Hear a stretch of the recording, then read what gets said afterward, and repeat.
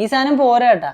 ആരണ്ടൊക്കെ പറഞ്ഞിട്ടുണ്ടായിരുന്നു lens cleaner ഉപയോഗിച്ചിട്ടാണ് നമുക്ക് ഫോണൊക്കെ തുടയ്ക്കേണ്ടതെന്നുള്ളത്, സാനിറ്റൈസ് ചെയ്യേണ്ടതെന്നുള്ളത്. ആക്ച്വലി സാനിറ്റൈസേഷൻ അല്ലെ സാനിറ്റേഷൻ എന്ന് വെച്ച് കഴിഞ്ഞാൽ അണുക്കളെ ഒഴിവാക്കുന്ന, അണുക്കളെ കൊല്ലുന്ന ഒരു പ്രക്രിയയാണ്. അപ്പോൾ അതിന് വേണ്ടിയിട്ട് ലെൻസ് ക്ലീനർ ഉപയോഗിച്ചിട്ട് കാര്യമില്ല. കാരണം ഇത് മാനുഫാക്ചർ ചെയ്തേക്കുന്നത്, ഡിസൈൻ ചെയ്തേക്കുന്നത് അഴുക്കും ഡിബ്രിസും ഒക്കെ ഒപ്റ്റിക്കൽ ലെൻസുകളിൽ നിന്നും ഗ്ലാസ്സിൽ നിന്നും ഒക്കെ കളയാൻ വേണ്ടിയിട്ടാണ്. ആക്ച്വലി ഞാനും വൈഫും കൂടെ ഒരു തിയേറ്ററിൽ പോയിട്ട് സിനിമയെല്ലാം കണ്ടിട്ട് വന്നതാണ്. പൈങ്കിളിയാണ് കണ്ടത്. അത്യാവശ്യം പൈങ്കിളി പടമാണ്, പക്ഷെ ഒരുപാട് ചിരിക്കാനുണ്ട് കേട്ടോ. അത്യാവശ്യം ഓക്കെ ആയിട്ടുള്ളൊരു ഫിലിമാണ്. അതിൻ്റെ പ്രോപ്പർ റിവ്യൂ ഒക്കെ ഞാൻ വേറെ നമ്മുടെ റിവ്യൂസ് ആൻഡ് റിയാക്ഷൻസ് എന്ന് പറഞ്ഞ ചാനലിൽ ഇടുന്നുണ്ട്.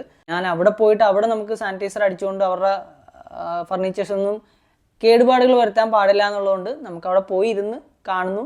തിരിച്ച് വന്നിട്ട് നമുക്ക് ഡ്രസ്സൊക്കെ മാറാം, കുളിക്കാം, ഫുള്ള് നമുക്ക് വൃത്തിയാവാം. പക്ഷേ നമ്മൾ അവിടെ തൊട്ടിട്ടുള്ള കൈ കൊണ്ടായിരിക്കുമല്ലോ നമ്മുടെ ഫോണും വണ്ടിയുടെ ചാവിയൊക്കെ തുറന്നത്. അപ്പോൾ ആ സാധനങ്ങൾ ക്ലീൻ ആക്കാൻ വേണ്ടിയിട്ട് ഒന്നെങ്കിൽ സാനിറ്റൈസർ സ്പ്രേയോ സാനിറ്റൈസർ ജെല്ലോ ഉപയോഗിക്കുകയോ, അല്ലെന്നുണ്ടെങ്കിൽ വേറെ ഒരു ഓപ്ഷനും ഇല്ല എന്നുണ്ടെങ്കിൽ, നമുക്ക് അത്രയും അണുക്കളുടെ ഒരു റിസ്ക് ഒഴിവാക്കണം എന്നുണ്ടെങ്കിൽ മാത്രം കുറച്ച് സോപ്പ് പതിയൊക്കെ ഉപയോഗിക്കുകയോ ചെയ്യുക എന്നുള്ളതാണ് ഞാനിവിടെ കാണുന്ന സൊല്യൂഷൻസ്. അല്ലാണ്ട് ചില ആൾക്കാർ പറയുന്ന പോലെ ഈ സാധനങ്ങളൊക്കെ നമുക്ക് ഇഡ്ഡലിക്കുട്ടത്തിനകത്തുകൊണ്ട് ആവിയൊന്നും കയറ്റാൻ പറ്റില്ലല്ലോ. അപ്പോൾ ആ ഒരു സമയത്ത്, അത്യാവശ്യമുള്ള സമയത്ത് ഇത് സാനിറ്റൈസർ ടൂൾ അല്ല എന്നുള്ളൊരു കാര്യം മാത്രമാണ് ഞാൻ ഈ ഒരു വീഡിയോയിലൂടെ നിങ്ങൾക്കും പറഞ്ഞു തരുന്നത്.